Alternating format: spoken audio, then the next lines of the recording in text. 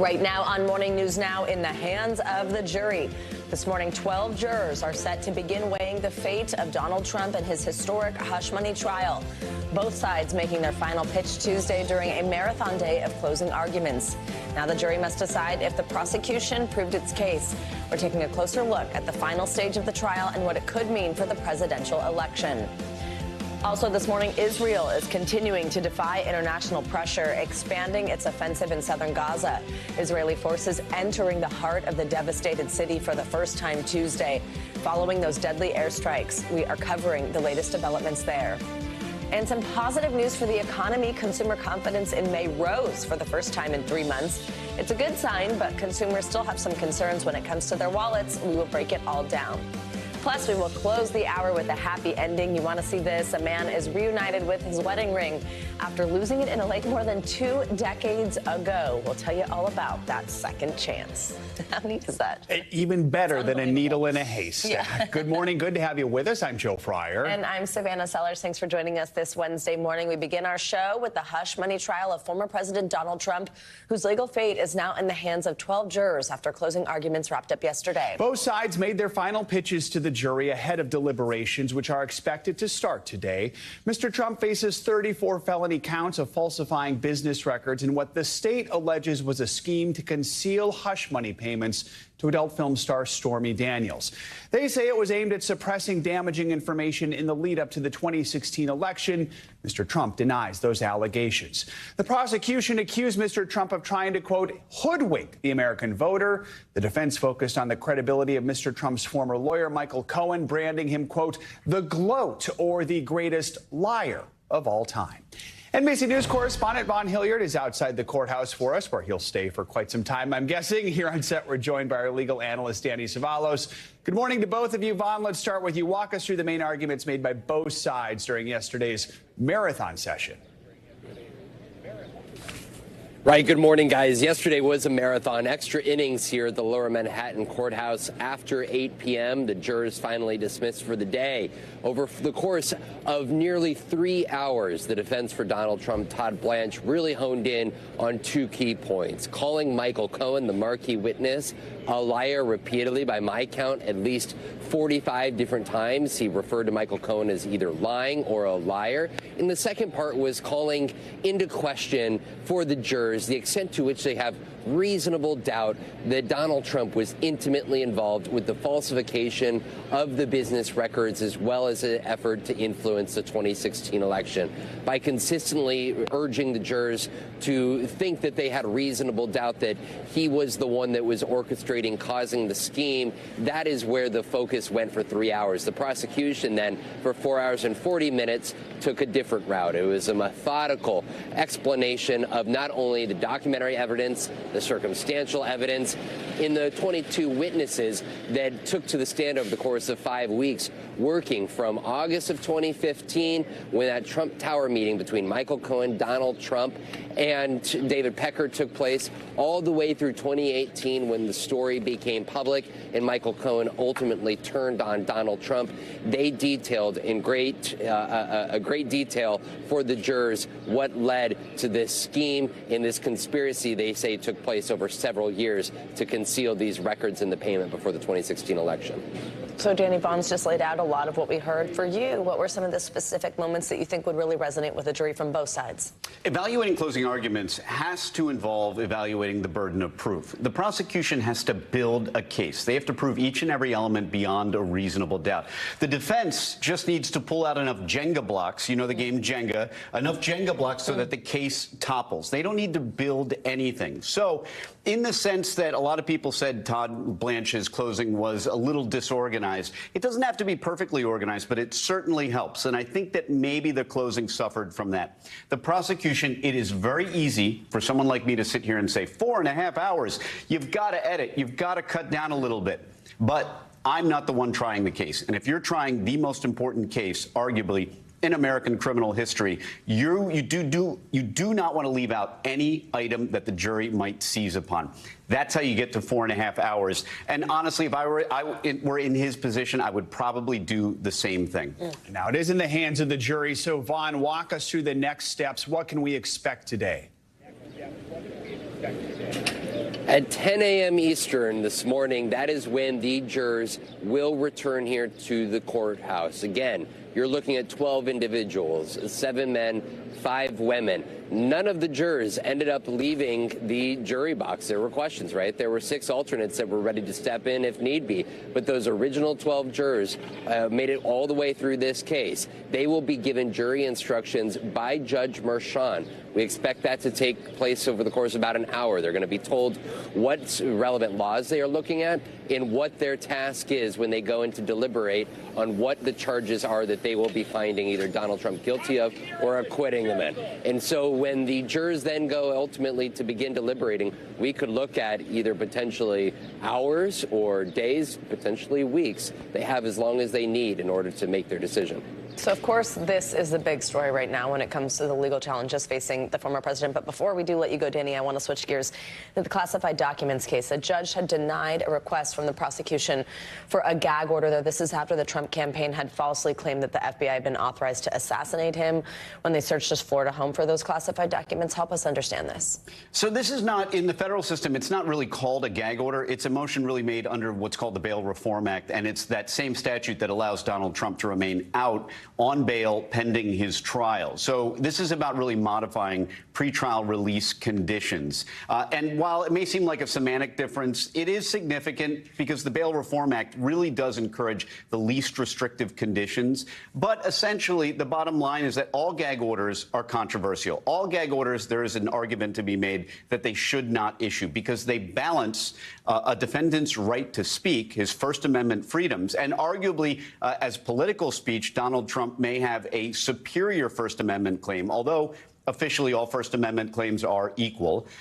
Then, on the other hand, you have the safety of course, the agents. And really, judges make a judgment call. And a lot of folks are complaining that, you know, this is Judge Cannon is biased for President Trump. But look, when you are trying these cases, sometimes the judge goes in your favor, sometimes the judge goes against you. And as a defense attorney, it feels often that the judge is always going against you. In this case, it just happens that she seems to be deciding a lot of issues against the government.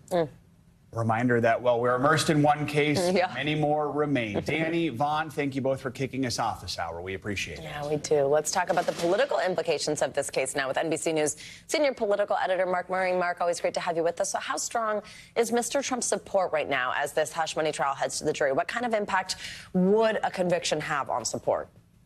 Yeah, some of the polling shows that this could end up having an impact at the margins. There was a national Marquette poll that was released last week showing Joe Biden with a 4-point lead over Donald Trump when respondents were told that the former president would be convicted of this trial. However, when half of the respondents were told that Donald Trump could possibly escape conviction, that ended up going to a 6-point lead for Trump. That's a net swing of 10 points.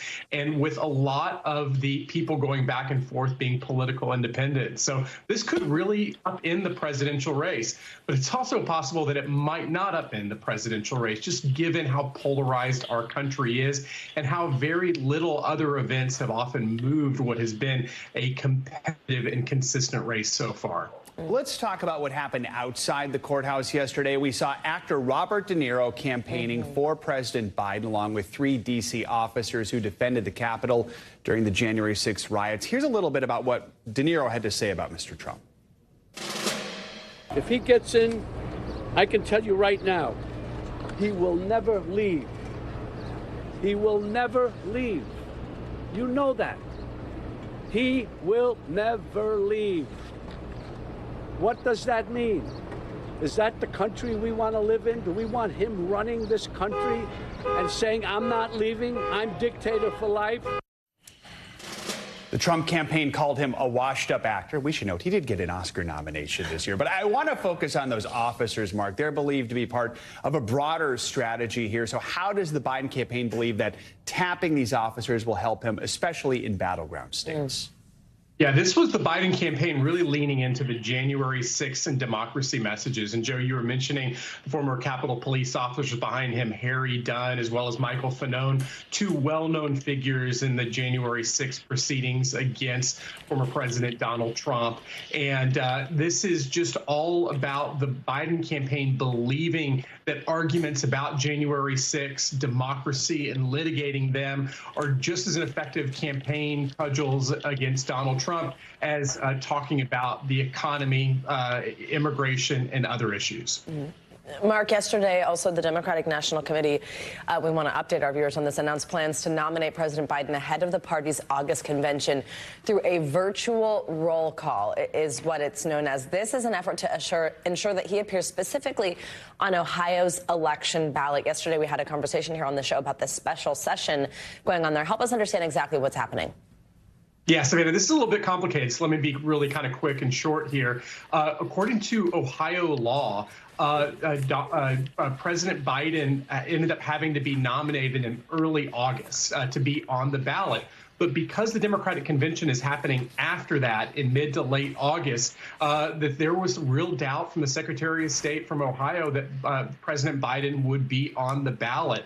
And often this has been corrected with quick legislative fixes. This was not the case in Ohio. And what Democrats decided to do is say, hey, we're going to nominate Biden virtually first before we hold our convention to make sure that he can be on the ballot in Ohio. And that seems to have solved the situation. All right, Mark Murray, thank you so much. In the Middle East, Israeli forces continue to conduct airstrikes and military operations in and around the city of Rafah. Dozens of people were killed on Tuesday. It's the same area where airstrikes caused a deadly fire days earlier at a camp for displaced Palestinians, sparking more international outrage. NBC News correspondent Raf Sanchez has the latest from Tel Aviv. Hey there, with Israel stepping up its military offensive in Rafah and Palestinian civilian casualties mounting, the White House is facing growing questions about what is President Biden's red line and has Israel crossed it? Now, the White House saying yesterday that they do not want to see Israel sending large numbers of units smashing into Rafah.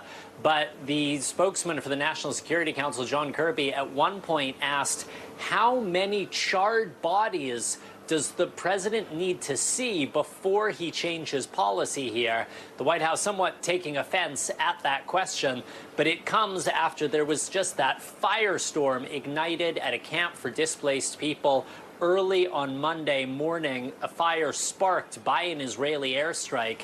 The IDF is releasing the results of an initial investigation into that strike, which killed at least 45 people.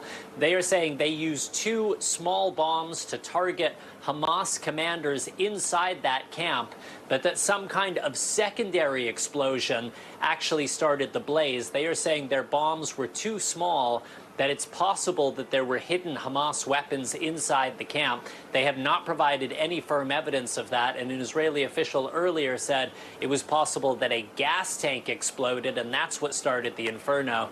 Meanwhile, the Pentagon is confirming an NBC News report that the U.S. military has been forced to suspend the delivery of aid into Gaza by sea after its temporary pier was damaged in bad weather. The Pentagon saying it's going to take at least a week to repair that pier, which, remember, has only been operational for 2 weeks at this point. And that is another significant blow to the humanitarian effort inside the Strip. Back to you.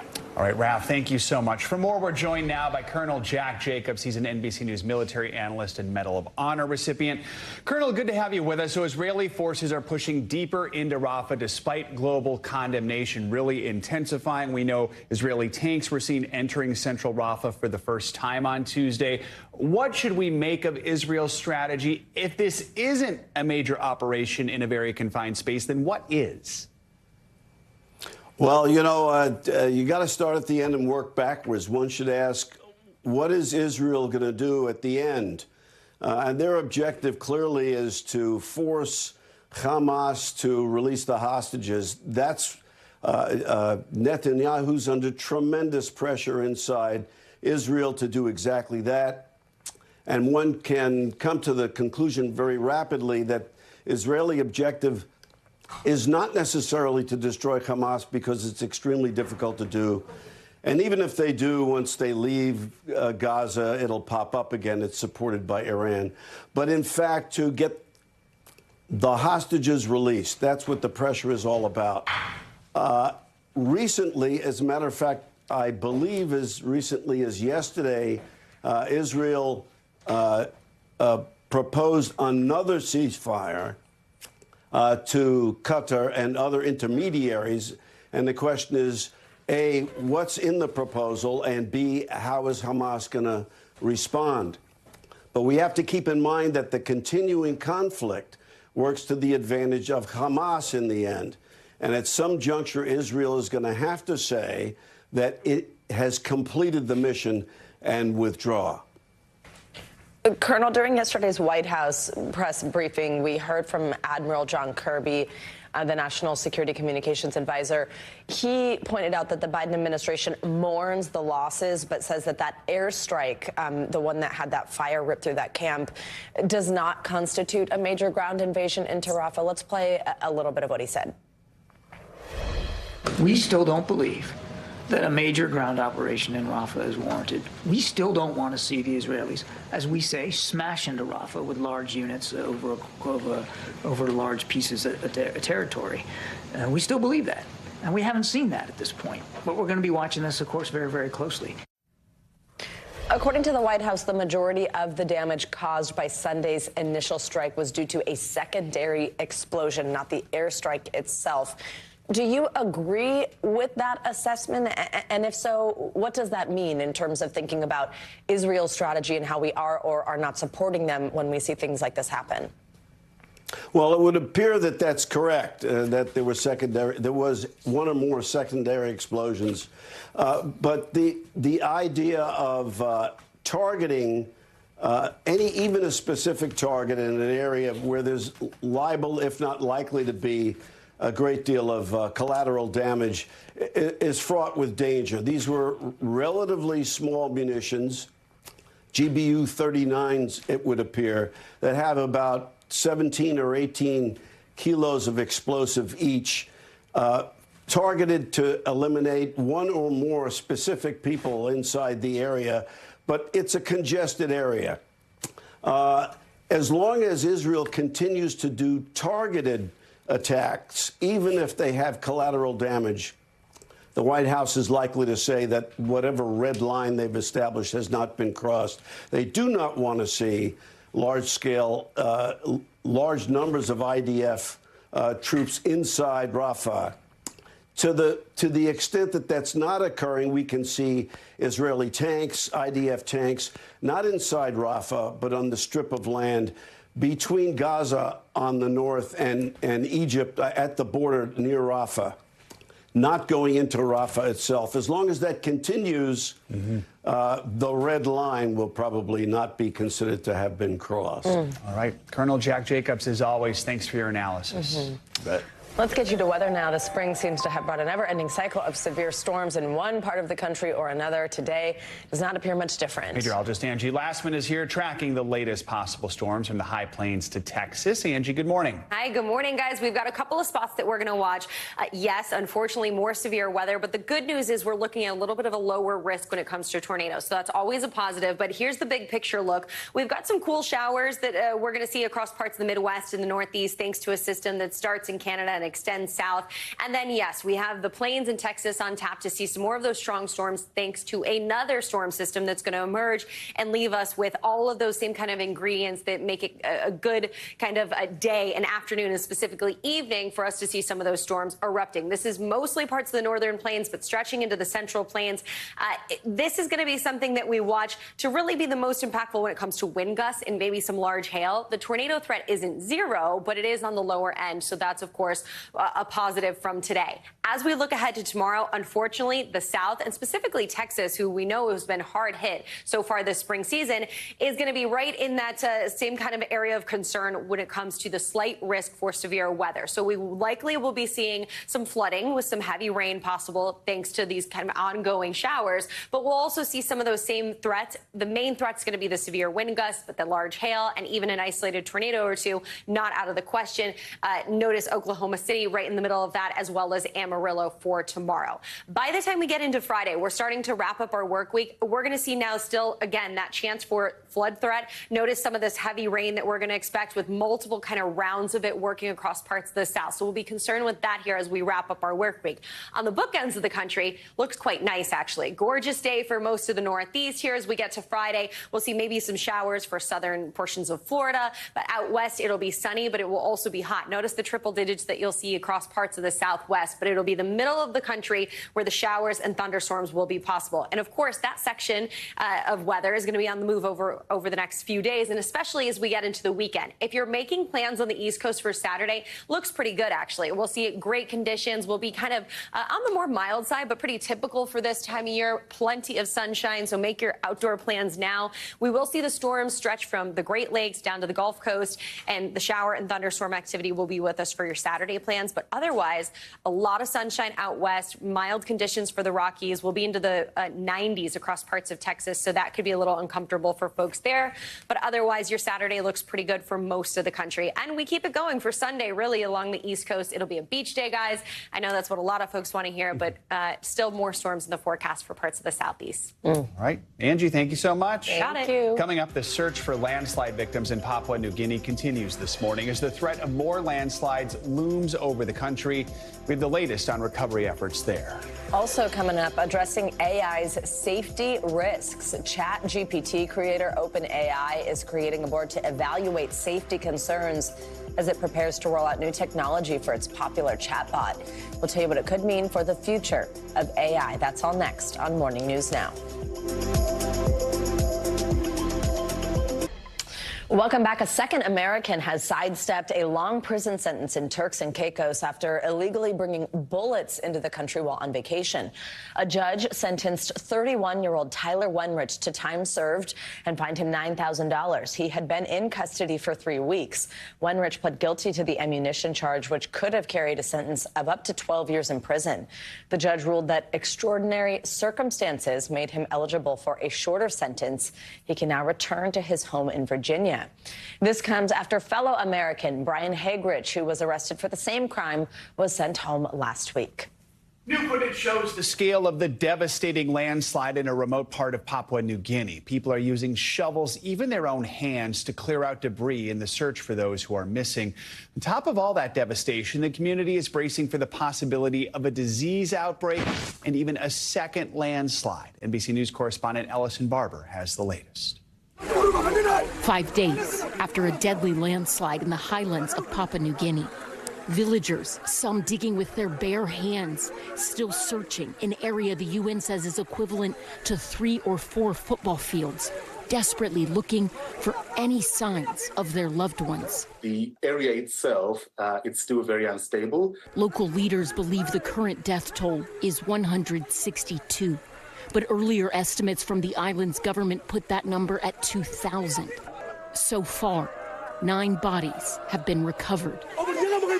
As rain continues to fall, concerns not only of another collapse, but of contaminated drinking water. Because there's so many unrecovered bodies under the rubble, there's still water flowing underneath because it's coming down from the mountain. That water obviously will be contaminated. The UN estimates the number of people impacted by the landslide is nearly 8,000, and 42% of them are children under the age of 16. And what is needed now, obviously, is access to clean water. So providing that along with food, of course, clothing, shelter items. As funeral processions begin for those lost. Tomorrow morning. One local leader vowing to continue the search, telling the country's state broadcaster, "We will continue to dig. We don't know where the bodies are buried, but we will not give up," he says. We will keep going. Our thanks to Ellison Barber for that report. Heavy-duty equipment from Papua New Guinea's military is expected to arrive on site in the coming days, which should help speed up the recovery effort. All right, let's get you what else is making headlines around the world, starting with Haiti naming a new prime minister. NBC News international correspondent Claudio Lavanga joined us from Rome with that and other world news. Claudio, good morning. Joseph, good morning. That's right. Gary Conille was named as the new Prime Minister of Haiti last night. Now, this comes about a month after a coalition within a transitional council chose someone else for the position. The council hopes Conille will be able to restore order in the country's capital, Port-au-Prince, which continues to be terrorized by gang violence. Conille previously served as Prime Minister in Haiti from October 2011 to May 2012, and then became Regional Director for Latin America and the Caribbean at UNICEF. Now over to South Korea, where they are accusing North Korea of sending balloons filled with trash over the border. Military sources say over 150 balloons were spotted so far. South Korea deployed their chemical and biological warfare response team to inspect the objects and sent out an alert to residents to keep away from any debris and report any further sightings. And finally, a new champion stands high on top of the world. Nepal's Pujo Lama broke the world record from the fastest ascent of Mount Everest by a woman. It took her 14 hours and 31 minutes to reach the top. It was only Lama's second time mastering the mountain after she set the previous record back in 2018 on her first ascent on Everest. Wow. Back to you guys. Congratulations to her. She's like running up that mountain. All right, Yeah. Claudio, thank you. Yep. And coming up, an amazing survival story out of Washington State. Yeah, a man falls 400 feet into a gorge and walks away with only minor injuries. Now, as rescuers are speaking out, they have a warning for others who may try to navigate the steep terrain. Stay with us. You're watching Morning News Now. We're back now with a new warning about a debilitating disease. Doctors say warmer weather across the Americas could lead to more people contracting dengue fever. As NBC News Chief Environmental Affairs Correspondent Ann Thompson explains, Latin America is already experiencing its worst outbreak on record. A quarter-inch long and alive up to a mere 25 days, mosquitoes carrying dengue can inflict enormous pain. The severe pain started in the evening, and then soon after that, the high fever started. Dr. Deborah Haney got dengue fever vacationing on the Caribbean island of Curacao. Initially, I thought that I had broken my ribs. She had all the symptoms, including the hallmark pain, why dengue is also called breakbone fever. It just sounds like your whole body was breaking down. It was. This year, dengue is breaking records in the Americas. 7.8 million suspected cases reported so far, up more than 230% from last year, with severe outbreaks in Brazil, Argentina, and Puerto Rico. Scientist Mike Von Fricken tracks the bug's global reach at the University of Florida. How is dengue transmitted? It's transmitted through the bite of a female Aedes mosquito. And how rare are Aedes mosquitoes? Oh, we've got them in your backyard from Pennsylvania all the way to Florida. Transmission aided, he says, by climate change. It's a simple numbers game. If you have a shorter winter season, peak mosquito activity is going to be much longer. And the longer they're biting, the more likely you're going to have that exposure event and infection. Down there. We're on the hunt for those dengue-carrying mosquitoes, and one of the weapons, this bazooka. Scientists say their motto is know thy enemy. Mike, the remnants of someone's lunch, is this the kind of environment Aedes mosquitoes prefer?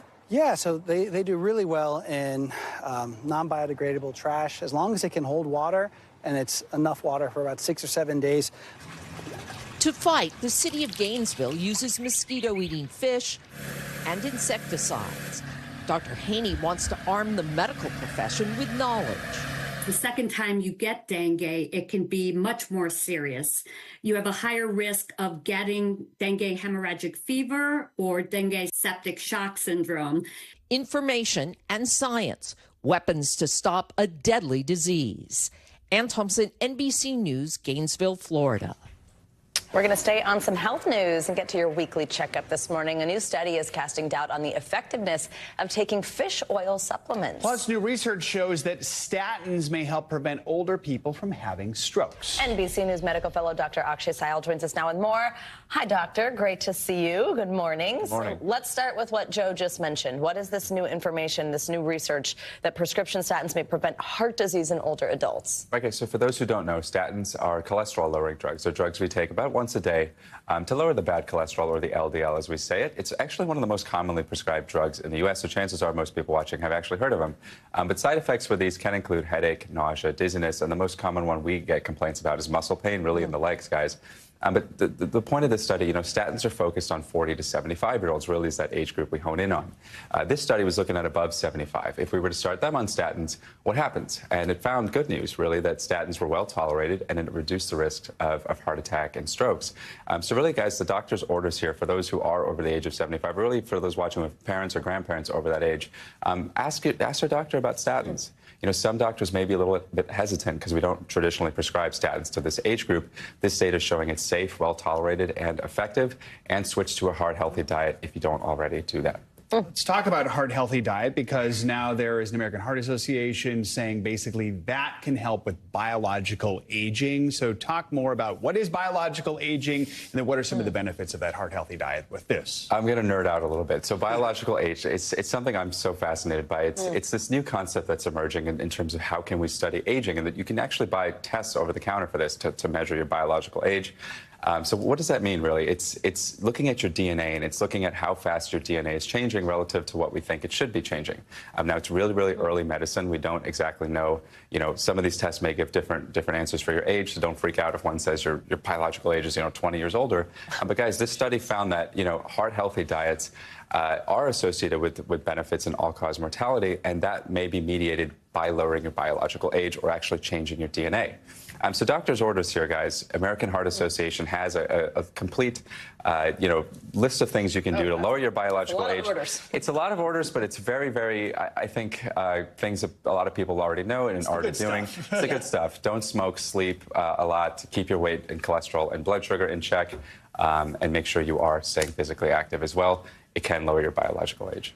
Very interesting. Okay, finally, let's talk about that fish oil supplement. This is something I grew up with my grandma taking these, and she is in great shape for her age. She always said it was her skin and her hair and all this stuff. But a new study is kind of casting doubt on what they're actually doing for people. Right. And my mom just ran to Costco the other week and picked up a fish oil supplement. I was like, Mom, no. And aren't the jugs like this big? Yes, they are, exactly. And they don't smell good. No, they do not. So, guys, fish oil is something that the evidence has kind of been a little bit controversial on. And this study that just came out showing that fish oil was linked to more adverse events like heart attacks and strokes. We ran it by some experts.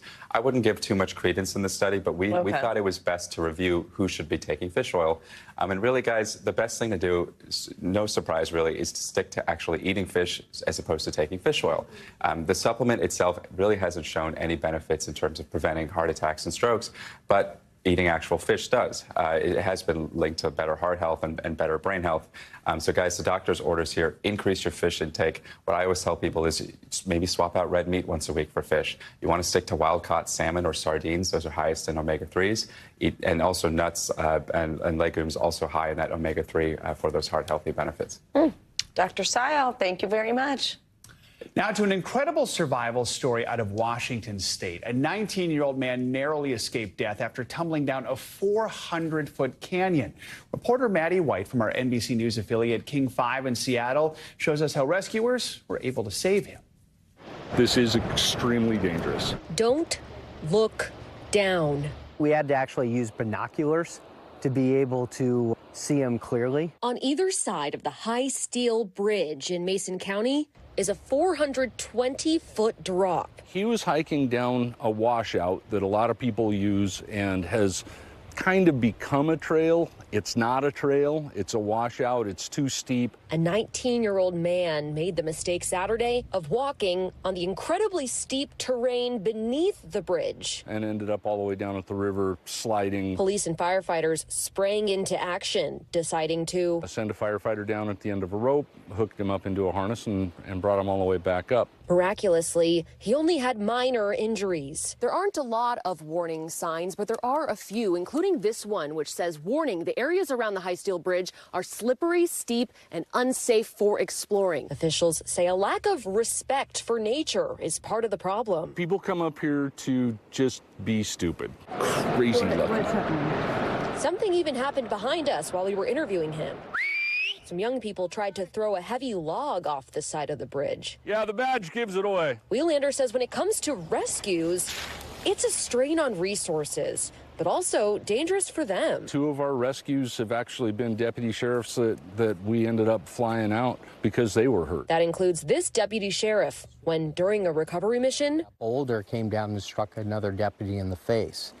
He went off the cliffside and I caught him and ended up getting injured in the process. But Matthew Wheelander says it's the practice that they get that is the reason why Saturday's rescue went so well. We have a lot of practice hauling dead bodies out of here. It's probably a 20-to-1 ratio. 20 dead to every one person they find alive at the bottom. There are more recoveries than there are rescues. And they have to go down there, he says, about 3 to 5 times per year. Don't go off trail. I can speak from experience. Your loved ones are going to appreciate that you don't go off the trail. Our thanks to Maddie White with King 5 for bringing us that story. Still ahead, some good news for your wallet this morning. Yeah, consumer confidence is back on the rise after 3 straight months of dismal numbers. But what exactly does that say about how people are feeling? We are going to take a closer look at the numbers. That's coming up next.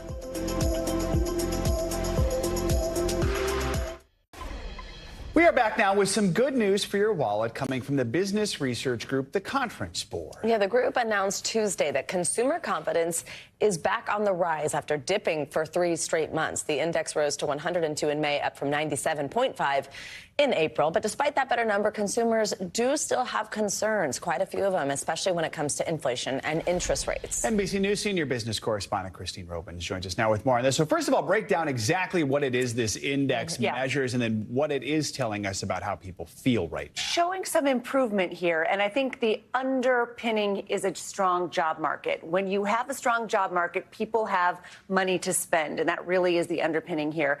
You're absolutely right, though. Inflation and interest rates are the thing that are holding them back, but some improvement here. And you look inside these numbers, more people are saying they want to buy a car. More people, for the first time in a while, are saying they want to buy an appliance. And again, those are indicators that you're feeling good about things if you're willing to open up your wallet and shell out money for a big ticket item. So let's talk about the concerns. Inflation, interest rates. What are you seeing? What are you hearing from people? You know, inflation is still the problem. And I'm going to use a different word. I'm going to say affordability, because the inflation rate has just got stuck here in the 3% range. But affordability is what people feel like is the drag on so much of their bottom line. You know, home insurance rates are up. Car insurance rates are up.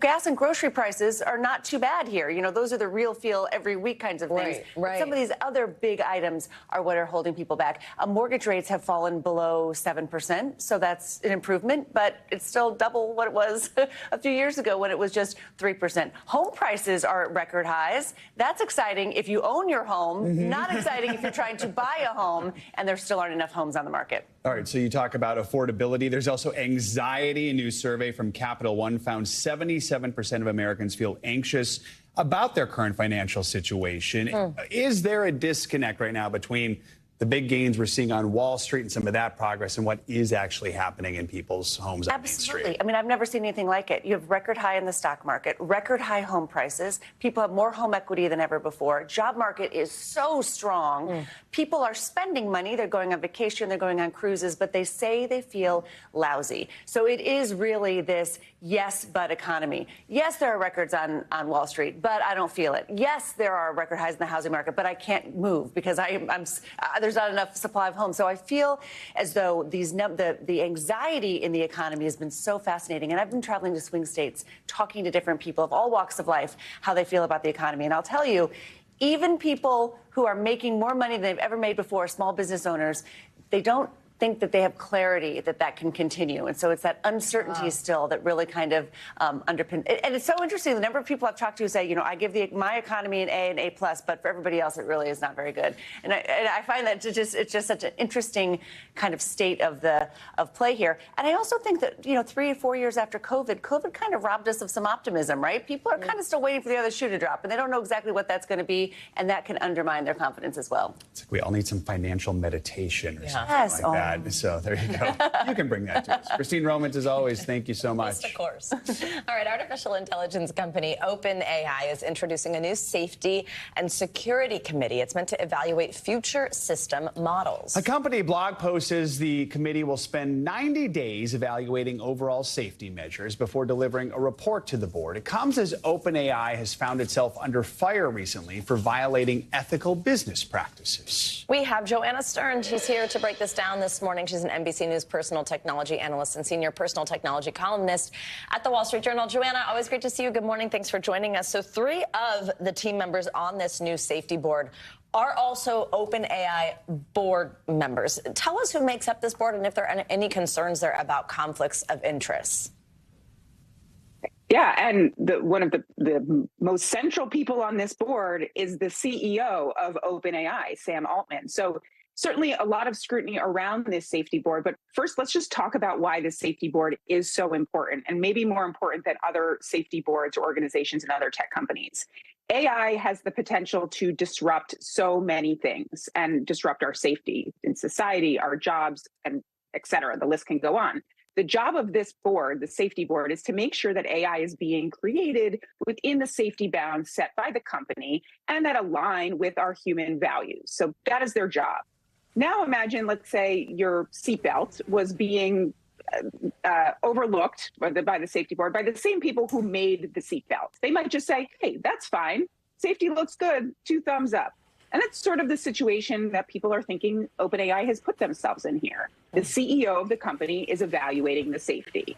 So, I mean, Joanna, not even 2 weeks ago, OpenAI actually dissolved its team in charge of overseeing the future of AI. How does this new team differ? I mean, what's the ultimate goal here?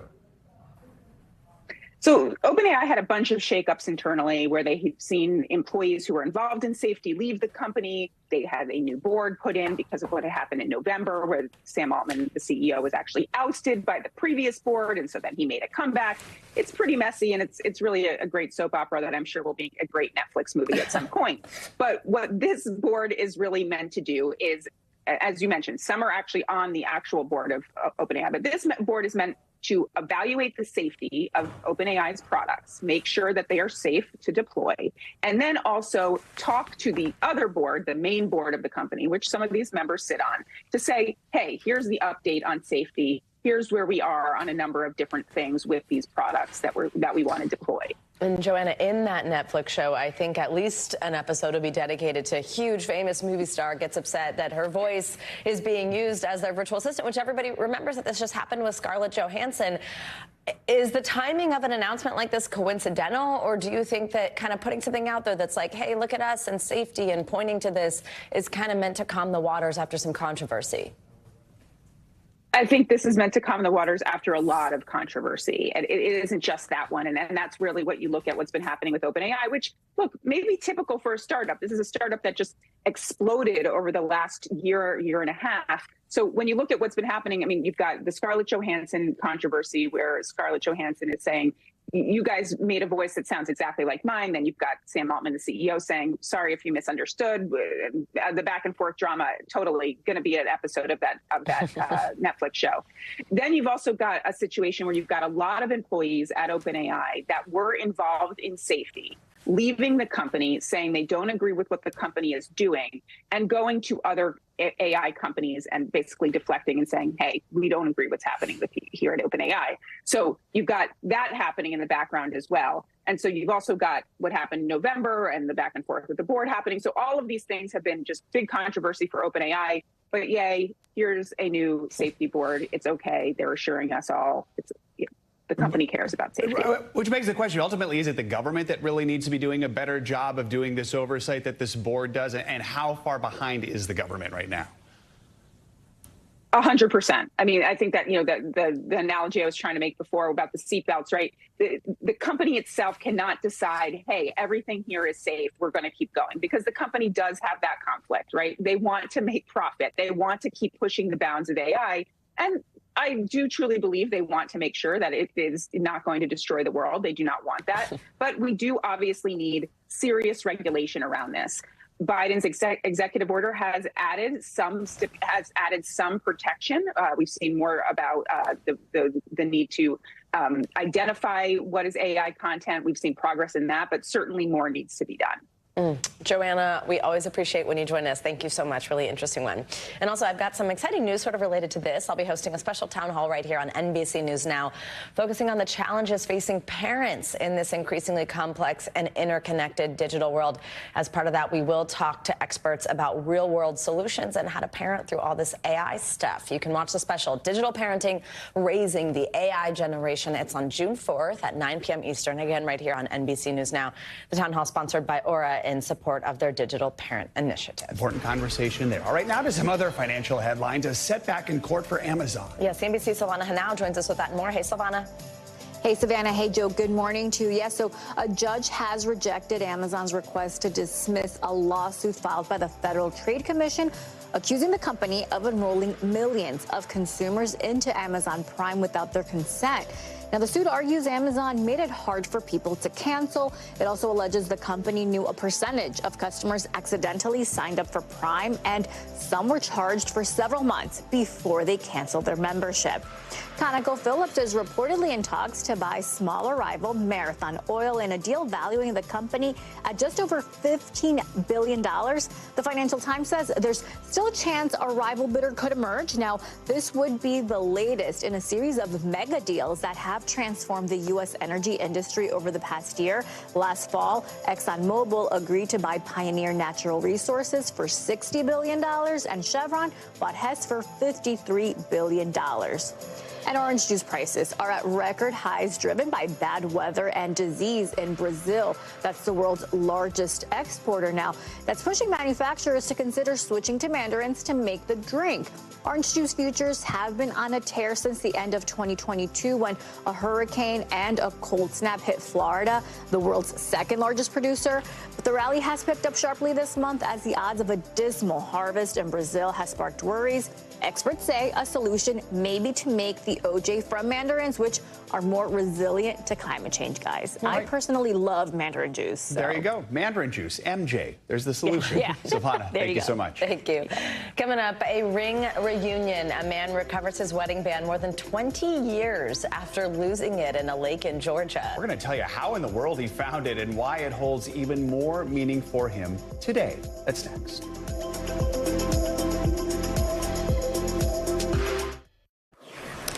Welcome back. If you're a Morning News Now OG, you know Savannah's a big-time Swiftie. I'm more of a Dolly guy, and there's some good news out of Dolly world. The Queen of Country just announced a new album is in the works. It's called Dolly Parton and Family, Smoky Mountain DNA, Family, Faith, and Fables. Long title there. The project's going to explore the origins of Parton's family and their musical legacy. That's not enough. We're also going to get a docu-series with it, which is now in production. Wow. At this point, we can say Dolly doesn't just work 9 to 5. She's working around the clock still.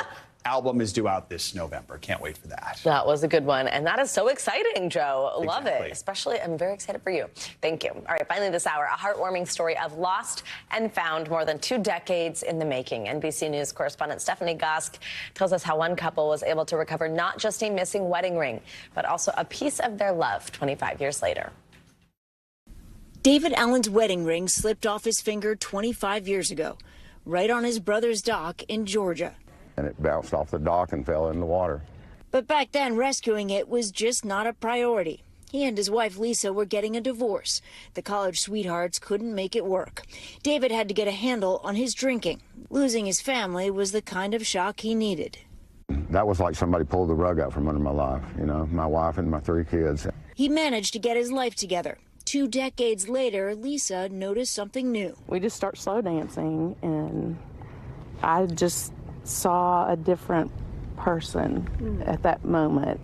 A changed man with a second chance. David wanted that ring. So the Lake Hartwell divers went looking. They helped reunite owners with missing belongings. 4 days sifting through the lake mud. It means so much to him and his family, so it meant a lot to us to help him get it back.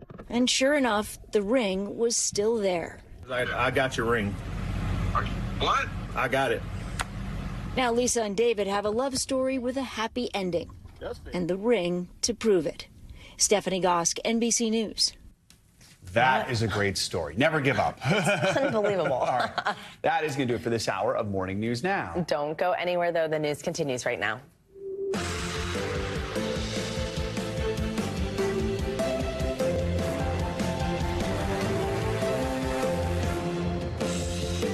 Good morning. Thanks for joining us this Wednesday. I'm Savannah Sellers. I'm Joe Fryer. Right now on Morning News Now, deliberations day one. Donald Trump's legal fate hangs in the balance as a New York jury considers his historic hush money trial. Mr. Trump's defense team taking aim at former fixer Michael Cohen, calling him the, quote, MVP of liars, while the prosecution urges the jury to focus on what they call the mountain of evidence against him. We're breaking down the closing arguments as America awaits a landmark decision.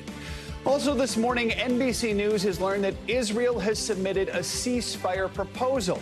This comes amid international backlash following that deadly strike on a camp for displaced Palestinians over the weekend. More on the fine print as tanks roll into the heart of Rafah. Plus, taking aim at Texas, relentless storms pummeling the Lone Star State on Tuesday. Hundreds of thousands are in the dark this morning. Violent weather, just the latest round to hammer the heartland, bringing hurricane-force winds, hail, and heavy rains. Lightning even burned a historic church to the ground, and the danger is not over yet. We are tracking it all. And we're digging into a new study on preventing peanut allergies in kids. The simple steps that researchers say parents can take to help reduce their children's risk. We're going to walk through that with the doctor. It's something that's so important to so many parents who are worried about this and knowing that maybe there is something they can do. Some of it might be a little counterintuitive, so I'll explain that to you. We're going to begin this hour with the hush money trial of former President Trump, which is nearing its conclusion after closing arguments wrapped up yesterday. Mr. Trump's fate will soon rest in the hands of the jury, which is expected to begin deliberations later this morning. Mr. Trump faces 34 felony counts of falsifying business records. The prosecution alleges he was involved in a scheme to hide hush money payments to adult film star Stormy Daniels in an effort to conceal damaging information ahead of the 2016 election. Now, Mr. Trump denies the allegations. NBC's senior legal correspondent Laura Jarrett has the latest. Hey there, good morning. We have finally reached the beginning of the end. Both sides have told this jury that the verdict should be quick in this case, but their closing arguments were anything but. The Trump side calling former President Trump an innocent man, while the state accused him of plotting to subvert democracy. Donald Trump waking up this morning with his legal fate soon resting in the hands of 12, after both sides wrapped up a marathon of closing arguments. This is a very dangerous day for America. Prosecutor Joshua Steinglass imploring the jury to use, quote, common sense, arguing the former president conspired to corrupt the 2016 election by ordering Michael Cohen pay off Stormy Daniels so she couldn't derail his campaign. Steinglass saying we'll never know if this effort to hoodwink the American voter in the 2016 election made a difference, but that's not something we have to prove. What prosecutors do need to prove? 34 business records, invoices, ledger entries, and check stubs were all falsified. The state highlighting these references to a legal retainer with Cohen that never existed. Lies, prosecutors say, a bogus paper trail meant to disguise the real reason Trump repaid Cohen for silencing Daniels. But Trump attorney Todd Blanche argued Cohen was Mr. Trump's attorney, so that retainer language, not false. Just a word generated by accounting software, not evidence of any conspiracy orchestrated by Mr. Trump, as he was too busy running the country in 2017. Blanche urging the jury to see the state's case resting on one man, Cohen, branding him the, quote, gloat, the greatest liar of all time, telling jurors you cannot send somebody to prison based upon the lies of Michael Cohen, drawing a sharp rebuke from the judge since prison time is not required if the jury convicts, instructing them to disregard it. While outside the court, a bizarre circus-like scene, Robert De Niro clashing with Trump supporters. We're trying to be gentlemen in this world. You're washed up. You are gangsters. You're washed up. You are gangsters. You're washed up. The actor joining Capitol Hill officers on hand as surrogates for President Biden. As NBC News reports, the Biden campaign tries out a new strategy, no longer shying away from calling attention to Mr. Trump's legal jeopardy. Now that closing arguments have wrapped up, the judge plans to instruct the jury complex instructions on the law later this morning. Back to you. All right, Laura, thank you. Let's talk more about this case with NBC News legal analyst Angela Sanadella and jury and trial consultant Robert Hirschhorn. Good morning to both of you. Angela, I will start with you here in studio. Specifically, let's talk about the prosecution's closing argument. In your opinion, did they meet that burden of proof? I think it's really tricky to say they met that burden of proof, but I do think that the prosecution is getting so much heat for the length of their summation, for it being so long. But I think it was important. It was an effective strategic decision, because if you go with the defense, and you have to agree that Michael Cohen is what this entire case hinges on. Now, I think he really flopped on that stand. He raised more questions than he really answered. So to go with the prosecution, they went so far yesterday as to say they didn't even need Michael Cohen in order to get this conviction, which I think is a little bit of a stretch. But in order to debunk that, they had to then just hammer so much evidence, go on forever and ever and ever, and be like, remember this, remember that, remember that. So I think they did the best job they could, given what happened to Michael Cohen, Savannah. How about the defense? How did they do, considering all they need? They don't need an acquittal here. They need one juror to have reasonable doubt. Joe, you're exactly right. So the defense just has much less of a burden. They have no burden at all. And I think they did two very effective things. One, in saying things like the gloat and the MVP of all liars, it's not just catchy, but it frames how they will be discussing Michael Cohen in that jury deliberation room. I guarantee some of those jurors will be calling him the gloat. And then by association, you're like, he was the prosecution's star witness. By association, then, does that mean the prosecution is also the greatest liar of all time? Also, this whole, like, 10 reasons why you should acquit. It might have sounded ridiculous, but I think it was effective because the defense was also then framing the debate for the jury. Look, the prosecution has framed the charges, but now when they go back into that deliberation room, the jury likely took notes, 1, 2, 3, 4, 5, 6, and they can go and they can argue based on those statements the defense made. Wow, it's so interesting. I've been thinking so much since our conversation yesterday. What you really put in context for me about, what it's like to head into a closing argument, how stressful it can be, how much of a point you have to make. So to watch really two kind of different approaches unfold was really something. Robert, let's bring you in here. So as Angela very smartly pointed out, yesterday was a long day for the jury. They wrapped up at about 8 p.m. and that prosecution's closing statement was quite long. In your experience, what kind of impact does a long day like that and does one closing argument stretching for 5 hours do to a jury? Is there a point where you're not paying attention anymore? Good morning. Thank you so much for having me on the show. So everybody likes to think that closing arguments is the pinnacle of a trial, and it's the reality. In opening statement, you're playing to all 12 jurors, but by the time you get to closing argument, you're only playing maybe to 1 or 2, and the rest are looking at the closing argument as ammunition for their deliberations. So I strongly recommend lawyers all the time, and I've been doing this over 30 years. I've picked hundreds of criminal juries. You've got to keep your closing arguments short, concise, sweet, get to the point, make it memorable. Remember Johnny Cochran from the O.J. Simpson case? If the glove doesn't fit, we all remember the rest. You must acquit. And they needed to do something pithy like that. That's where gloat came from. That's where the idea of MVP, and we all know what MVP stands for, most valuable perjurer for the state. That's what the MVP is. So look, the jury, we've got a really smart jury. They're hardworking, they're dedicated. I believe in the jury system. I believe this jury is going to set aside whatever their political views are. They're going to decide this case because they know the historical significance of this trial. They understand that. And we know that because we haven't lost a single juror. We haven't lost a single alternate. So the jury is going to take the law that the judge gives them in just a couple of hours, apply it to the facts.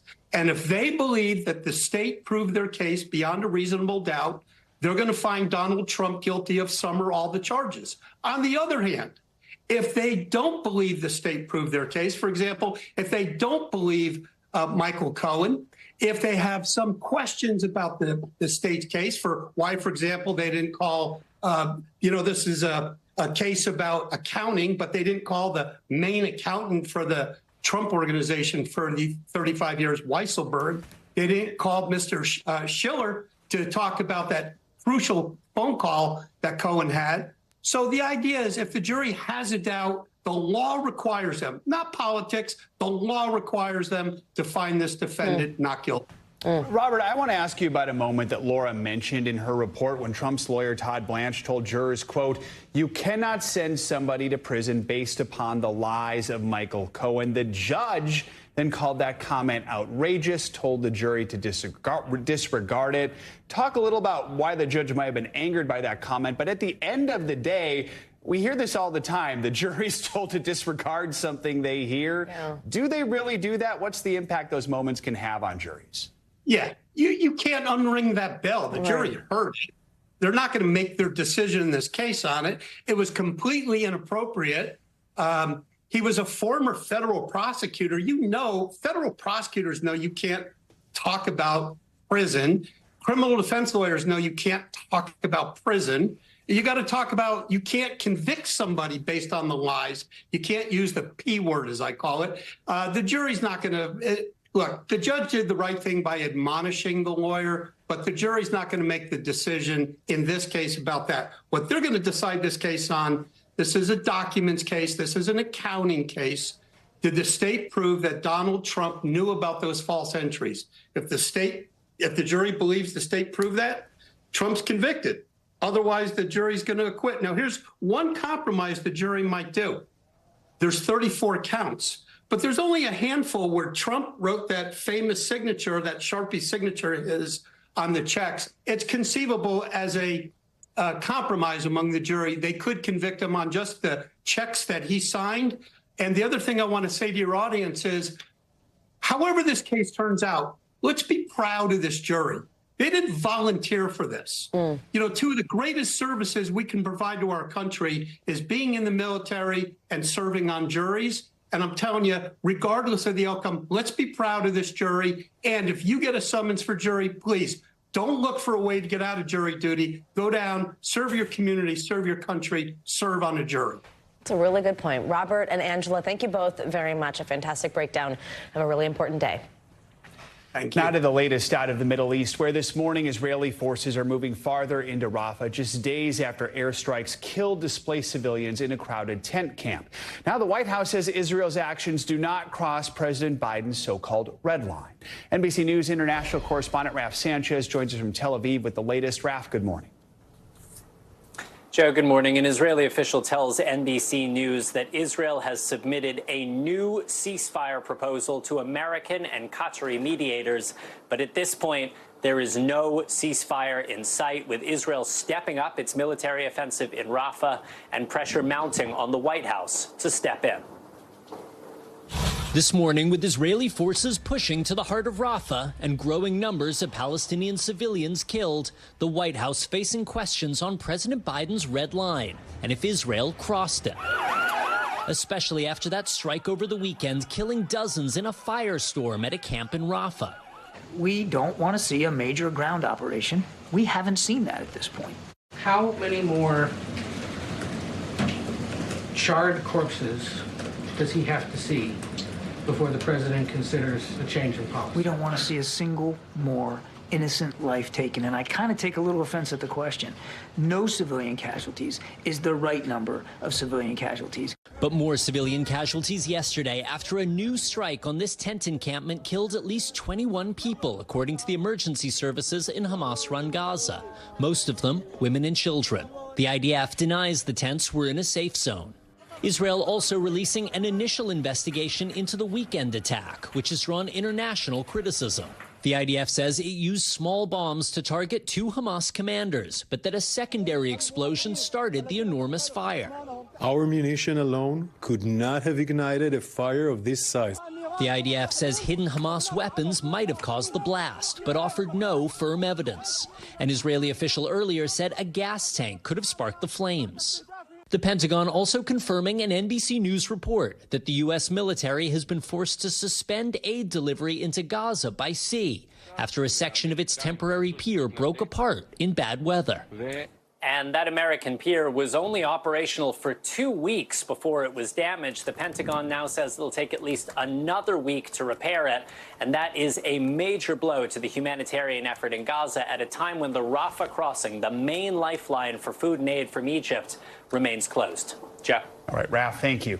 Now let's get to the severe weather that's been pummeling the country. The storms now taking aim at Texas, where nearly 500,000 people in the state still do not have power. Yesterday, the Dallas County judge warned residents it could be a few days before the lights turn back on, and more storms are set to hit the area later on this week. NBC News correspondent Sam Brock joins us now from Magnolia, Texas. That's just outside Houston. Sam, good morning.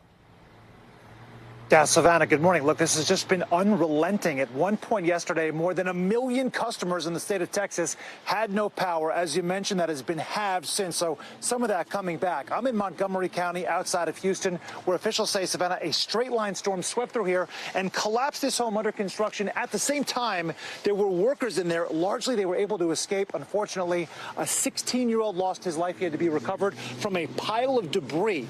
This is just one of the latest communities nationwide right now racked by storms. Yet another new round of dangerous spring weather, causing chaos across the South and Midwest. Overnight, Colorado slammed with a vicious hailstorm, while on Tuesday it was Texas taking the brunt of the damage. From trees threatening homes in Houston to a 120-year-old church going up in flames, the result of an apparent lightning strike. It's painful. To this home under construction in Magnolia, Texas, collapsing as workers escaped, except for a 16-year-old worker stuck inside. The loss of life is heavy on all of us. Wind gusts topping 75 miles an hour, forcing Houston's Bush Intercontinental Airport to order a ground stop. While powerful winds pushed this American Airlines aircraft away from its gate at DFW. American reporting no injuries, adding its maintenance team is currently conducting thorough inspections of the plane. These floodwaters snarling traffic on a Texas interstate as motorists try to get to work. Also in the mix, golf ball-sized hail and torrential rain slamming neighborhoods and businesses. In California, it's earthquakes. In Florida, it's hurricanes. We're not safe anywhere. Shame. Savannah, you also had 4 people in this area that were electrocuted, 3 of them from a downed power line. All of them are expected to survive. And this comes, of course, after we just saw this fatal round of storms throughout the Memorial Day holiday weekend. 7 people dying just in the state of Texas. Savannah, back to you. All right, Sam Brock, thank you very much. All this severe weather is leading to some unseasonably cool temperatures in parts of the country. Angie Lastman is back here with the latest for us. Hey, Angie, good morning. Hey, good morning, guys. We got a couple of areas of the country to watch with few different systems that we're keeping a close eye on. And one of them, you're exactly right, is leaving us with some unseasonably cool conditions through the end of our work week. Here's what we've got going on. We've got a low centered over portions of Canada, and that's kind of ushering in that cooler air behind it. But notice the rain that we'll also deal with here as we get through the day today. Some showers, some thunderstorms stretching from the Midwest to the Northeast. Now, the downpours will be quick moving and brief, but we could see some gusty winds associated with this as well. As we get through the afternoon hours, though, notice the difference in temperatures. We've been into the 80s for a lot of places, feeling quite warm across much of this region. Today, it's going to be a different story. We're running 7 degrees below normal in Detroit for a high of just 68 degrees. We hit the upper 60s for both Pittsburgh and Columbus, too. Barely into the 70s in Indianapolis. And Washington, D.C. tops out at 79. Not bad for this time of year in Washington, D.C., but still a touch below normal. The showers will still be in the picture here as we get into the commuting time frame tomorrow across New England. So a heads up for that. You'll want the umbrella with you and maybe a little extra time on that morning commute. The heavy rain will exit, though, and temperatures kind of stay in that below normal range. So mid 70s for Philadelphia. Boston tops out at 66 degrees. Cincinnati heads to the low 70s. Nashville, you will hit 80 degrees. And then the warm up starts here as we wrap up our work week and head into our upcoming weekend. So we go from the mid 70s, which is pretty comfortable in New York on Friday, but we are back to the 80s both Saturday and Sunday. Similar story for Richmond and Charlotte and Cincinnati. Low 70s by Friday, but back to the low 80s by the time Sunday rolls around. So overall, pretty good temperature-wise when it comes to weekend plans across this region. Now, that's the system that I was just talking about, but notice what else we're watching. This next one that is also centered across parts of Canada, but extends down in the United States. And that's what we're going to watch to kind of erupt some of these thunderstorms, specifically into the evening hours tonight across parts of the northern plains. We'll see the potential for all of the same hazards, so the strong wind gusts and the large hail.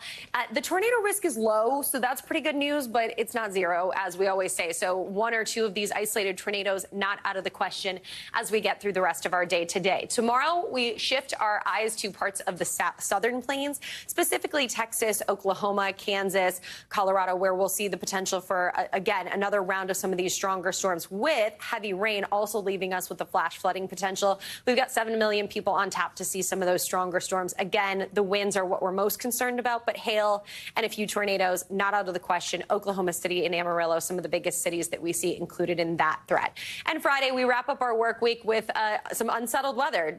Tis the season, guys. I mean, I sound like a broken record here, but multiple rounds of some of these thunderstorms are going to pop up from parts of the Gulf Coast, stretching into the Midwest. This is going to leave us with the chance for some strong storms, but also the flooding risk will be there. We've had just so much rain in a short period of time and more on the way, so the flood threat will be there here as we finish out our work week and head into the weekend. If you're looking for some nice conditions this weekend, it's the East Coast, the West Coast, the middle of the country will be a little troublesome. All right. Thank you, Angie. Appreciate it. Thank you so much. Coming up, nearly 30 years after her murder, the family of Nicole Brown Simpson is speaking out about their loss. Later this hour, the warning signs they say they never saw.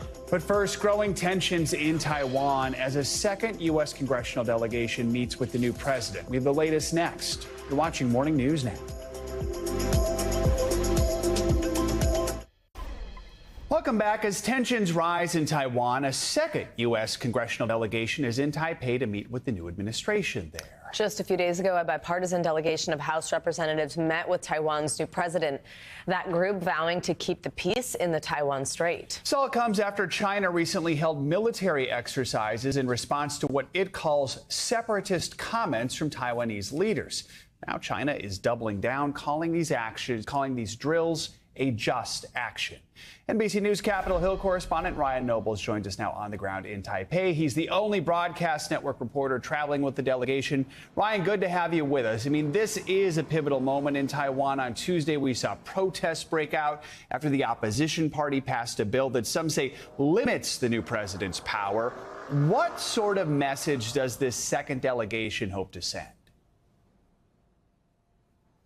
Well, you know, it's interesting, Joe. It may not be the message you would expect. And they actually don't believe that these protests are a bad thing. They actually show that they're a symbol of a vibrant democracy, which is very different here on the island of Taiwan than it is on mainland China. And they're actually encouraging both the legislature and the executive branch here to have these robust discussions about the future of Taiwan. And they believe that that is positive and productive. But more than anything, both the Democrats, the Republicans, the senators, the House members that are on this tour, what they want Taiwan to know is that America has its back, and they're going to continue to support them to make sure that there is peace in the Taiwan Strait. Joe? Ryan, China had already warned the first delegation, as we mentioned, not to recognize the new administration in Taiwan. What is this second delegation's response to those threats, and can we expect any additional pushback from China after the second meeting? Yeah, I mean, there's probably no doubt that China's upset with the fact that the first delegation ignored their demands that they not come to this island. And now this second delegation has done the exact same thing. I talked to Senator Tammy Duckworth just a few minutes ago. She said that Xi Jinping's not going to tell her where she can and cannot go, and that includes coming here to Taiwan. She thinks it's important for them to be here. It's important to be defiant to Xi Jinping, to show Taiwan that America is here to support it and support its democracy. And Ryan, this larger question, of course, is, will the U.S. come to Taiwan's aid if conflict were to break out in the Taiwan Strait? Remind us why the U.S. is interested in helping Taiwan and what sort of support we can expect from this new group of senators. Yeah, I mean, there's a lot that is involved here, Joe, in terms of both the national geopolitical impacts of Taiwan, but also the economic impacts of Taiwan. The semiconductor industry makes up 90% of the advanced chips. They're produced here on this island. Listen to what Senator Duckworth said about Taiwan's role in the global economy. You could not live your life without the chips that are manufactured by the Taiwan semiconductor. They are the ones that make most of the chips in so many of the electronic devices that we use every single day, and they're making investments in the United States. The other is that the Taiwan Strait is critically important to the economic well-being of nations all across the globe. And some of the other leaders that we spoke to said that if an attack were to take place, the semiconductor industry would be completely shut down, and it would lead to a worldwide economic shutdown that would be akin to the COVID pandemic, if not worse. So that's part of the reason that America has such a vested interest in what happens here in Taiwan, and why you're seeing such a strong show of support from both the House, the Senate, from Republicans and Democrats. Jones, Fana. So much at stake there. Ryan Nobles, thank you. Let's stay on international headlines this morning. Voters in South Africa are making their ways to the polls today. NBC News international correspondent Claudio Lavanga joins us from Rome with that and other world news. Claudio, good morning. Joseph, good morning. Well, that's right. South Africans today are heading to the polls to vote in what has been described as the most competitive parliamentary election since the end of apartheid. Now, according to opinion polls, the African National Congress, which has been in power for the past 30 years, may lose its parliamentary majority. The ANC has won every single election since 1994, when Nelson Mandela won the country's first multiracial election. But after years of corruption, power blackouts, and high rates of unemployment and crime, the party has gradually lost its popularity. Let's go to India now, where the weather department issued a red alert after the northwest of the country is trying to cope with a severe heat wave. The warning has been issued after temperatures as high of 122 degrees have been recorded in the capital Delhi on Tuesday, meaning that there is a high likelihood for people to develop heat-related illness and heat strokes.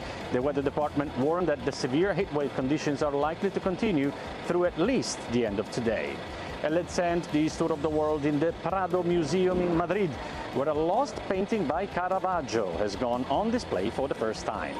It was painted by the Italian master at the beginning of the 17th century, but it was almost mistakenly sold at auction for a bargain price. The last owner didn't realize it was a Caravaggio, and he thought it was attributed to a pupil of Spanish painter José de Ribera. So in 2021, it went under the hammer in Madrid for a starting price of $1,600. Fortunately, the Prado Museum realized the mistake, and instead of hanging in somebody's living room, it is now hanging in the Prado Museum so that everybody can see it. Back to you guys. That is incredible. That would have been an amazing episode of Antiques Roadshow. Claudio, thank you very much. Coming up, researchers now one step closer to solving a big problem: kids' peanut allergies. Yeah, when we come back, we're going to take out the new study that shows how parents could help reduce their children's risk. That's next on Morning News Now. Welcome back. Nearly 30 years after the death of Nicole Brown Simpson, her family is speaking out.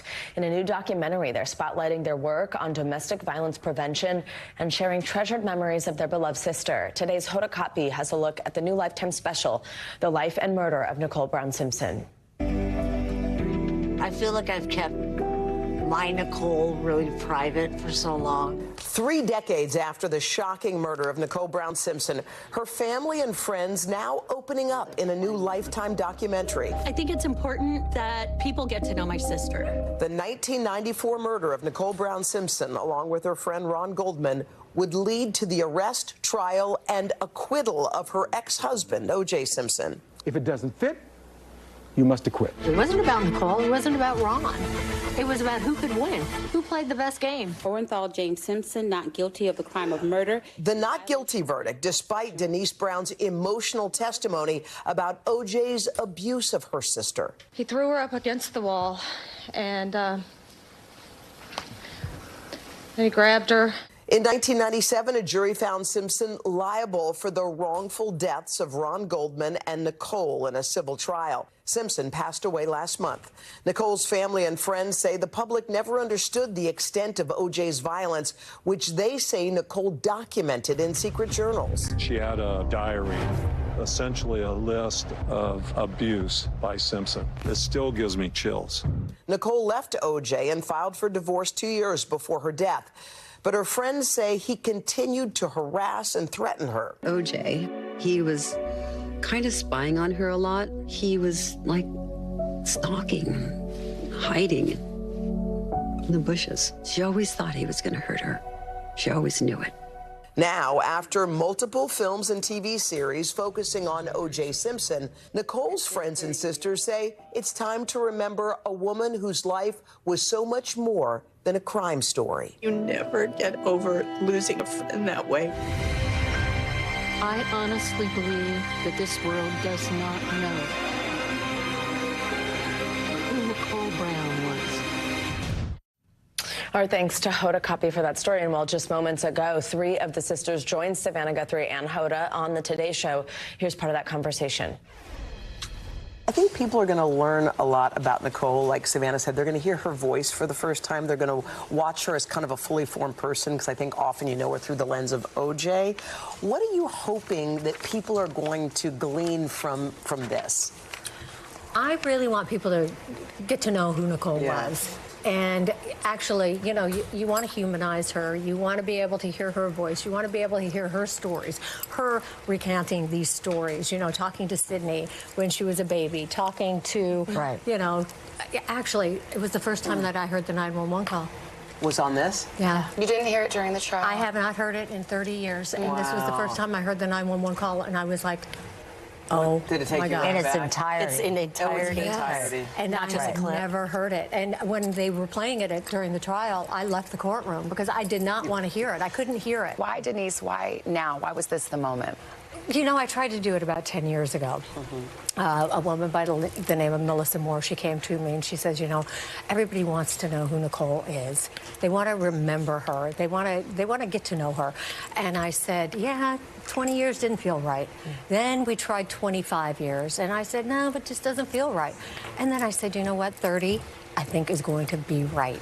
And I asked my sisters and I said, do you guys want to do this? Do you want to get together? Do you want to humanize Nicole and let people know, let the world know who Nicole really was? And people didn't really understand the extent of the domestic violence, did they? They didn't, and we didn't understand the extent of domestic violence. Then. Really? We didn't even know what domestic violence was because our family, we grew up, and I want to say it was like a bubble. I don't know.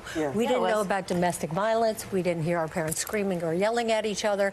And then all of a sudden, when we were watching this documentary, and you see everything that kind of that happened to her, and was documented. She documented. She left diaries. Yes. There were pictures. You were a witness. Well, I took those pictures of her. Okay, when I was in her bathroom one day, Nicole and I, we were getting ready. We were in the bathroom. I opened up her bathroom drawer, and I found the Polaroid when she was very young. And I looked at it, and I said, oh, my God, Nick. I said, what? She goes, oh, isn't that wonderful? The makeup artist painted a black eye on me. And I said, wow, that looks so real. And I threw it right back in the drawer. And then she called me in 1989, and she said, Denise, will you come up and take pictures of me? And I just went, whoa. Horrifying. Yeah, horrifying. What's your concept of justice, and do you feel you ever really got it? Oh, gosh. I don't know. I think I'm going to talk like how my mom would say this. She's like, things just happened the way they were supposed to happen. That's like something like what Dita would say. It's like, it panned out the way it was supposed to. What do you think, Denise? Well, I just think that, you know, it happened the way it happened, and you can't change that. It is. We tried to keep her, you know, her legacy alive, going out and speaking about domestic violence and doing this documentary. I think this is like a huge part of, you know, that full closure. Thanks to Hoda and Savannah for that interview. If you or someone you know is a victim of domestic violence and need help, you can call the national hotline, that number there on your screen, 1-800-799-SAFE. You can also visit the hotline.org, the hotline.org. Such important info. All right, now let's get to a new study that could help parents with preventing peanut allergies in kids. Researchers now say that introducing your children to peanut products at an early age may decrease their chances of developing an allergy later on. The National Institutes of Health says if you feed your child peanut products regularly from infancy to the age of 5, you reduce the risk of a peanut allergy by that number right there, 71%. Wow, huge number. NBC News medical contributor Dr. Natalie Azar joins us for more. Dr. Azar, always great to have you. So here's the deal, though. That's a shift in advice, right? I mean, it's not exactly what parents have been hearing for a long time. So tell us about the results, what's changed, and what it means. So there has been a shift, but it's been happening, I would say, for the last almost 10 years. The study that we're reporting on today was basically the third installment in a series of 3 studies that started a little bit ago, but enrolled the same kids who have now been followed from their infancy through adolescence. The first sort of like benchmark in this study was when the kids were age 5, and we found that there was a significant reduction of peanut allergy in the kids who were fed peanuts versus the ones who didn't. And now we have followed them through and until adolescence, and we see that the reduction in the risk of peanut allergy was sustained by that early introduction, really kind of, as you're pointing out, shifting the way we have now been thinking about preventing allergies. Rather than withholding an allergen, we are exposing our children to that allergen and teaching our immune system to become more tolerant to it. Despite the science, this is going to be pretty scary sounding to some parents, especially if they've known anyone who has a severe allergy to this. So at what age should you start introducing peanuts, and what's the safest way to do it? Right. And so this is where it's critical, because we do not want families at home to go, ooh, it's time to feed our kids peanuts. First of all, we don't want children eating peanuts. We want peanut-containing food because peanuts themselves are choking hazards. Peanuts are probably not the first food to be introduced because we know that it's such a potential high risk for allergy. The most important thing is how you can sort of gauge your child's risk for having a peanut allergy in terms of whether you can do this at home or you need to do it in the doctor's office. And that has to do with whether or not they have pre-existing eczema, as well as an egg allergy. Both of those things increase the risk that your child could potentially have a peanut allergy. And in that instance, you can get a blood test on your child to see if they are allergic, and if they are, you need to do that first exposure in the doctor's office. But we're talking about as young as age 4 months to introduce in some of the kids who are at highest risk, because we really want to start to teach their immune system early to say peanuts are okay. Right, and it's just, I mean, it's a shift to me to start thinking about if they are allergic, you do still do this. You know what I mean? It's not just like to check and see. No, exactly. If the blood test shows that the child is allergic and they are in that high risk group, you can still do it, but you definitely want to do it, in the doctor's office so that they can be monitored. But if you're a low-risk child, and again, talk to your pediatrician, is my kid low risk for peanut allergy, no eczema, no egg allergy, no family history, no other food allergies, you're going to start introducing at around 6 months, you're going to start introducing peanut-containing foods at home. When my kids were little, it was age 2, and then there's been this like slow shift towards saying, let's maybe start earlier, but this is basically like, this consolidates the evidence, and this I think will be, it's already practice changing, but this is just nice to see that early exposure carries through to your teenage years. It doesn't stop at age 5. No matter how much the kids ate after age 5, whether they had peanuts or didn't, it didn't matter. The immune system remembered, and there was a significant reduction in that risk. All right, very good. Could this have an impact on other allergies? It should. It should, right? I mean, allergies beget allergies, but if you do it with the most common one, like peanut, but we can certainly, there could be conversations about egg and others. Very interesting. Dr. Natalie Azar, really important information for parents. Thank you. You bet. Coming up, they may look like normal crickets, but authorities in one state say they're causing a big problem. Yeah, the new warning about these creepy crawlers and the danger they're actually causing on the roads. That's next on Morning News Now.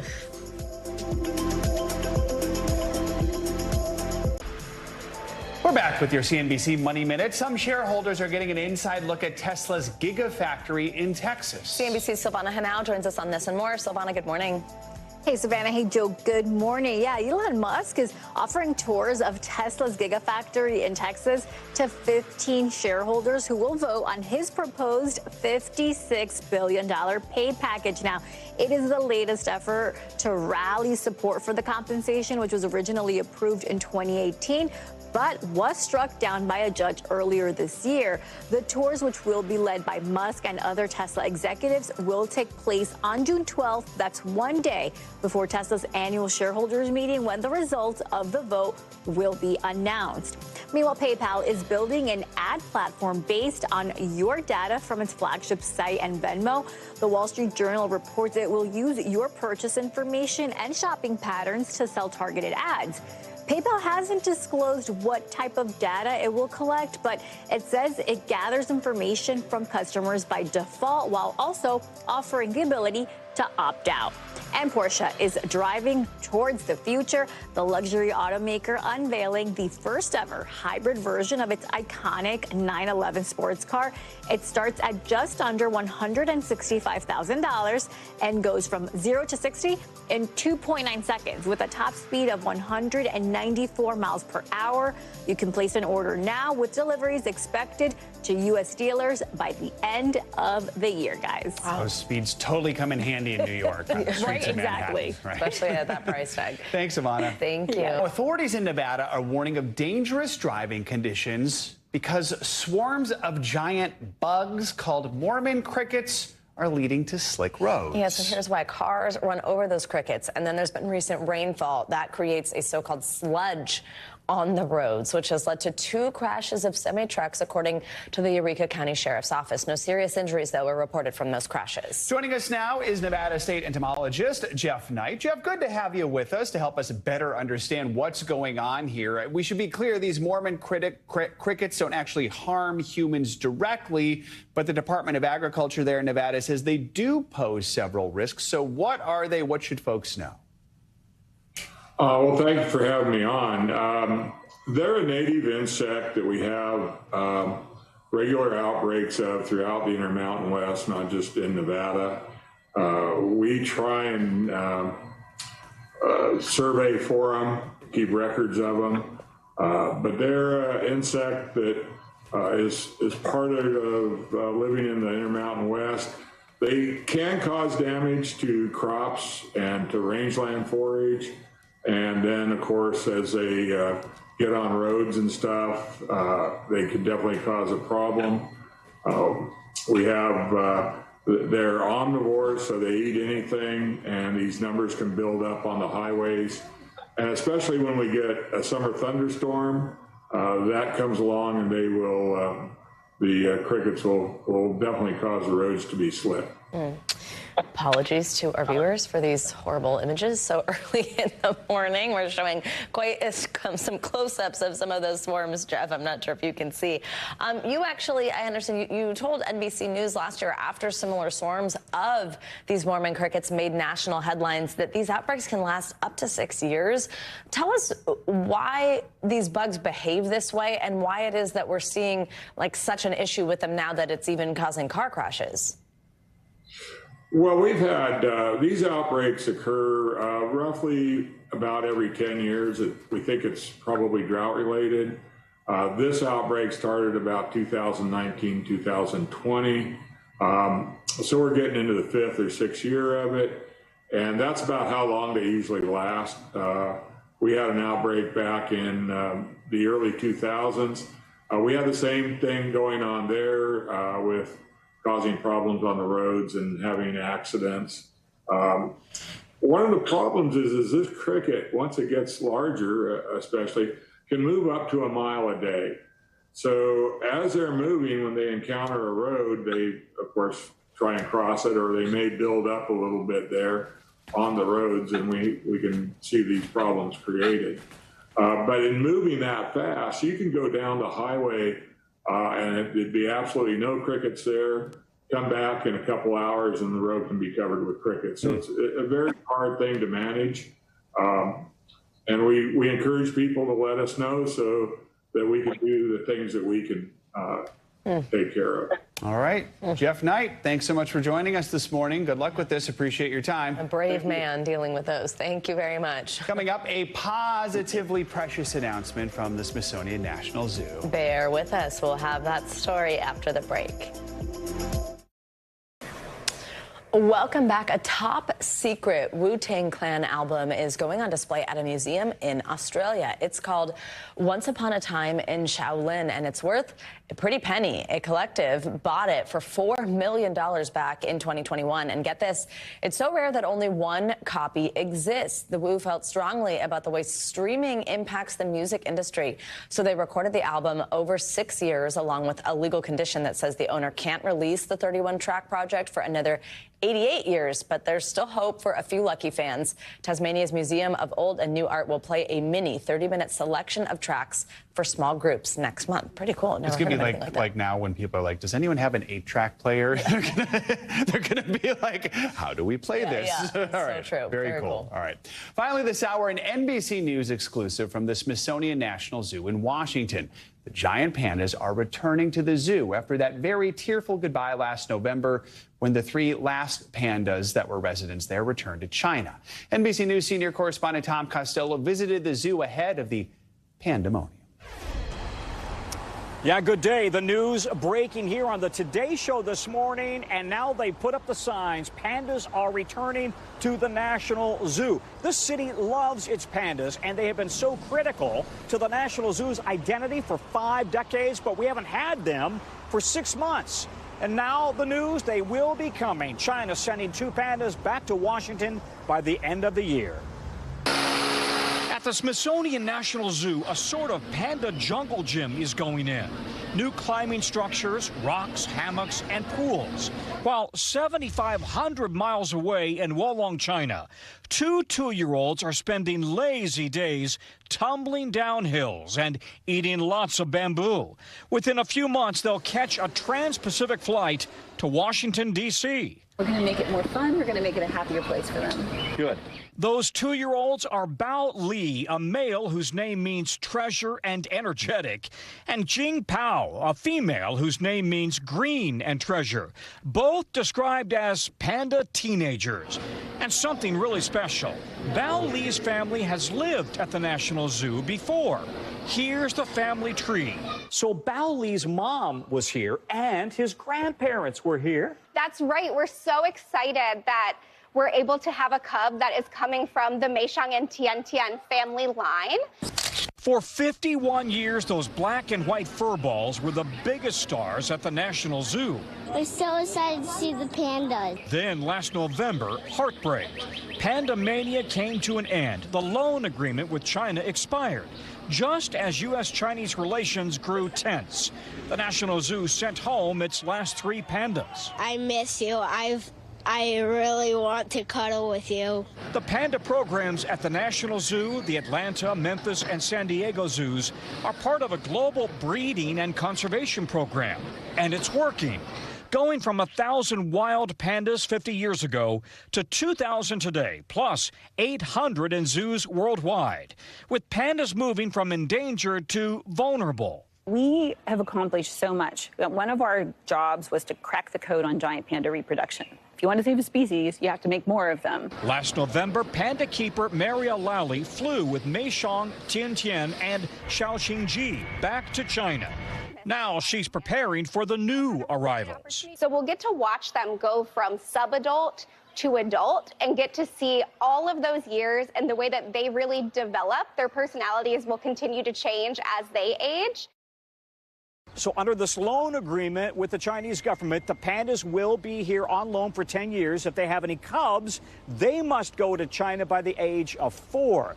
The official announcement from the National Zoo, including the Chinese ambassador. And by the way, other zoos around the country are also looking. The San Diego Zoo says it expects it will be getting 2 pandas as well at some point this year. Atlanta has 4 pandas. They must return all of them to China. San Francisco also expecting to get pandas. So this collaboration with the National Zoo, the Chinese Conservation Wildlife and Conservation Biology Organization, still very much intact. Back to you. Very cool. Little panda diplomacy this morning. All right. I love that. I was lucky enough to grow up near the world famous San Diego Zoo. Exactly. So it's very exciting. I was there when they left and said goodbye. That was a sad one for so many. Bring them back. All right. That's going to do it for this hour of Morning News Now. Stay with us. The news continues right now. Thanks for watching. Stay updated about breaking news and top stories on the NBC News app or follow us on social media.